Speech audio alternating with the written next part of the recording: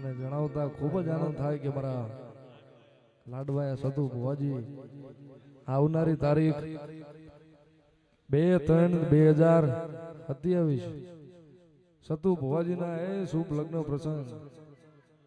અમારા સતુ ભુવાજીના જ્યારે લગ્નનો દાડો આવી રહ્યો છે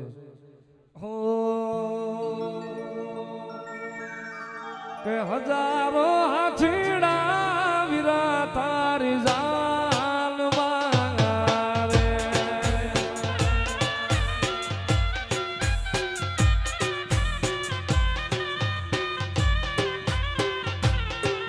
કે હજારો